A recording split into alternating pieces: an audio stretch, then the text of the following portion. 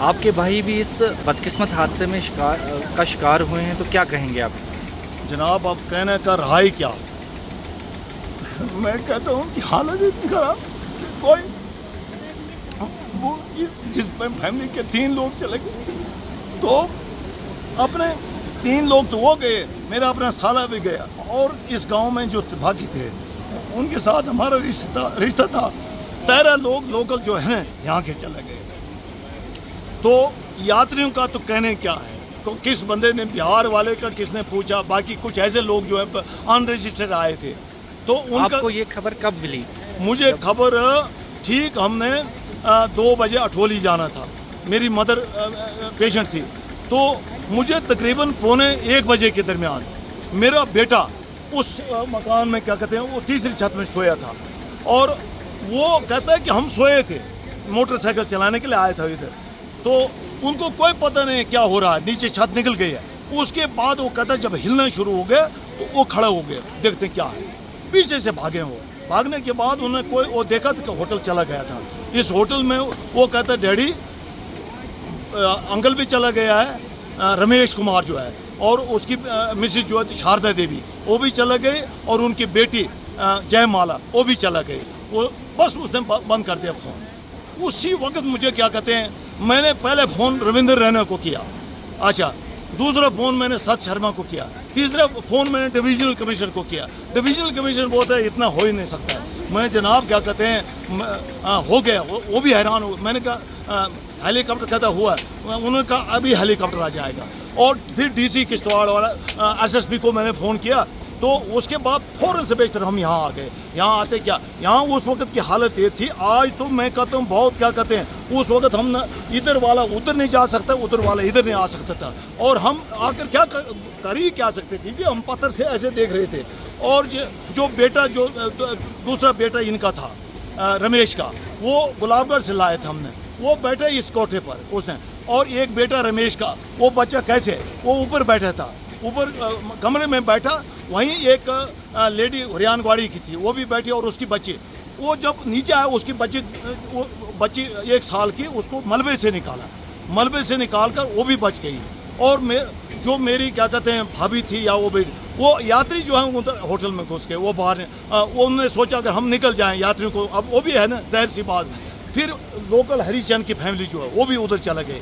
जब वो चलती थी, एक वो हमारा पाडरी क्या कहते हैं वो लकड़ी का पिलर होता है, वो लकड़ी का पिलर एक ही चीज छोटा पत्थर है कि बड़ा है, उसको सट लगाई, वो न्यास नीचे आ गए।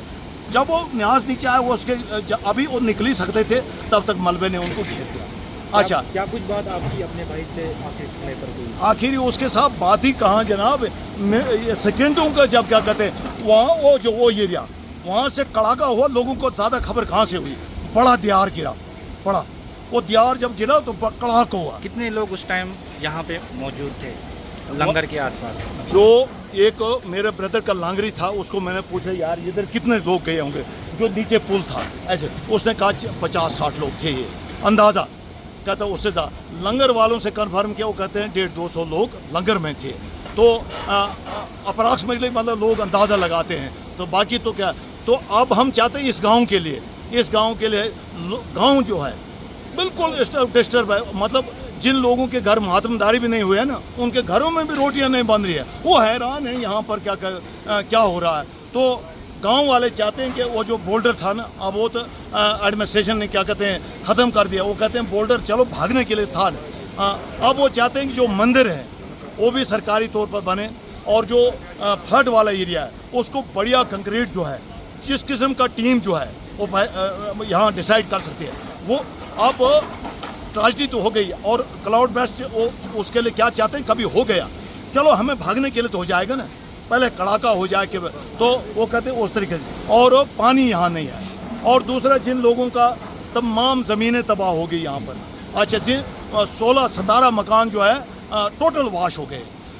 कुछ पार्सल जो डैमेज हुए ना, वहाँ रहने के काबिल नहीं, तो वो भी तो वाश हो गए ना, वो बंदे रहेंगे कहाँ। आप खुद देख रहे हैं कि अंदर से दीवार को क्रैक हो गया, तो कौन आदमी बैठे। अब एडमिनिस्ट्रेशन से हम ये चाहते हैं कि खास करके सुनील शर्मा जी और रैना जी यहाँ, और हम चाहते हैं यहाँ होम मिनिस्टर और क्या कहते हैं यहाँ पर प्राइम मिनिस्टर आना चाहिए। इनसे मेरी ये अपील है कि वो देखे पर्सनली, हालांकि इन्होंने यहाँ से डायरेक्ट क्या कहते हैं फ़ोन पर बात, यहाँ एडमिनिस्ट्रेशन के चीफ मिनिस्टर पे आए, उसका भी हम थैंक्स करते हैं, सीएम का भी। उसके बाद यहाँ पर चीफ सेक्रेटरी आया और यहाँ पर जो बाकी लीडर्स आए हैं जिस भी पॉलिटिकल जमात के, हम सब के शुक्रगुजार हैं। ये नहीं है कि भाई एक ही किसी के, लेकिन हम चाहते हैं कि जो भी पॉलिटिकल लोग हैं, राजनीति नहीं, सिर्फ क्या है कि इस गांव का सोचो और परम पिता परमेश्वर को देखकर जिससे जितने एनजीओ है कोई या कोई नॉन पॉलिटिकल में कोई भी आता है जो जिसकी मदद कर सकता है वो, और यहाँ मकान जो है कम से कम उन लोगों को मकान भी अब मिलना चाहिए और इसको शिफ्ट करने का ज़रूरत है। एडमिनिस्ट्रेशन से अपील है, मगर ऐसा तरीका है कि इनको वहाँ ऐसे जगह ले जाए सेफ साइड, या यहीं हम ये कहते हैं, ये भी नहीं कहते हैं कि शिफ्ट करो, अगर यहीं कोई तरीका बनता है बढ़िया किस्म का, कोई कंक्रीट दीवार प्रोटेक्शन वगैरह, तो कोई ज़रूरत नहीं है लोगों को यहीं पर मकान क्या कहते हैं लोग अपना यहाँ से शिफ्ट होकर कहीं और जगह, स्टेट लैंड तो यहाँ है ही नहीं, लेकिन वो चलो किसी से क्या कहते हैं वो फाइनेंशियल उनको मदद करेंगे, वो किसी से खरीद करेंगे। यही मेरी क्या कहते हैं आपसे रिक्वेस्ट है कि आप हाईलाइट करो, और जितने भी मीडिया के लोग आए मैं उनका भी शुक्रगुजार हूँ कि उन्होंने बड़ा हाईलाइट किया है। ये परमात्मा ने तो जुल्म किया, वो तो कोई ऐसी बात नहीं, लेकिन जो लोग इस दुख दर्द में इस वक्त सपोर्ट कर रहे हैं हम उनके लिए दुआ करते हैं, क्योंकि आप ही एक ऐसा जरिया चैनल है जो एडमिनिस्ट्रेशन तक दूर दूर हाई लेवल क्या कहते हैं मिनिस्टर तक बात पहुंचाते हैं। इसके लिए हम आपसे रिक्वेस्ट करते हैं।